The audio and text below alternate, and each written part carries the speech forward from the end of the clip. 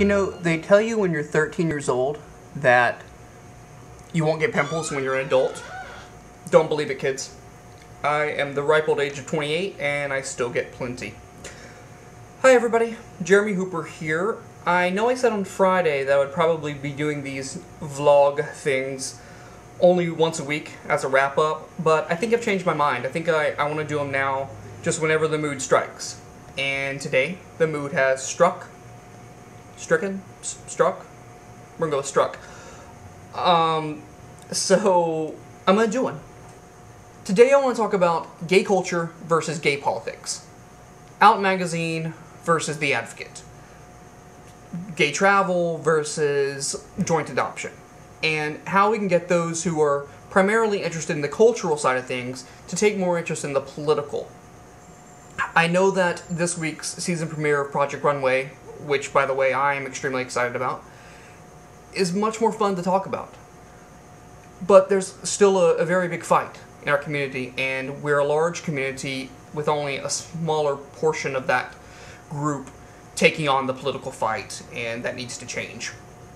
This comes up for me every time around this time of year because everyone's putting out their end of year list right now, the best of the LGBT community, who contributed to the community this year, who made a difference for gays everywhere. And, you know, the lists are always filled with great names.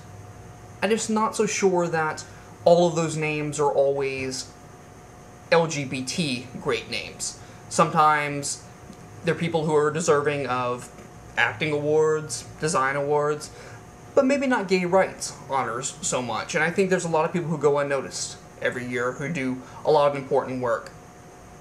What I'd like to see is a way that we can, for lack of a better term, sex up gay politics a little bit, where we can bridge the gap between the gay lifestyle and the fight that we all still have in our lives. Because look, to be gay in this world right now is to still have a lot denied to you, and it's not really an option to fight for those rights. We really all should feel compelled, feel that we have to wrap our minds around these important issues. So I think it's up to the editors of these magazines to find a way to make the 19-year-old in rural Kansas who comes out, loses everything, and decides to start up a GSA as interesting as the 45-year-old financially stable man who happened to have been slightly famous and happened to have come out, so therefore he's now hailed as a hero.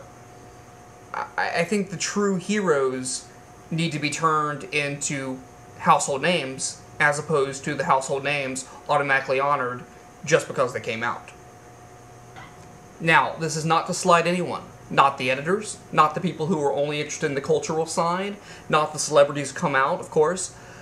It's just to say we are a community that obviously has great creativity, great artistic talent, great passion.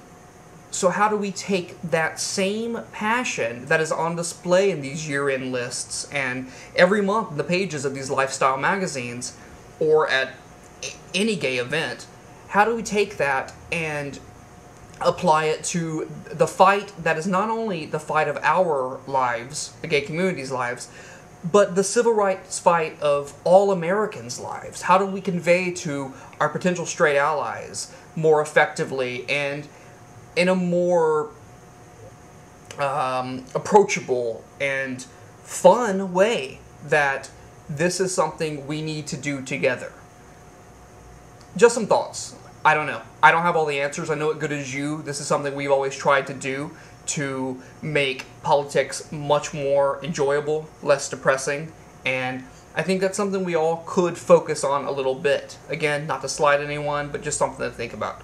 Okay, I'm out. I have to go get my face to stop looking like a before picture from a Clearasil ad, so I will talk to you kids later. And tell me what street compares with Mott Street in July.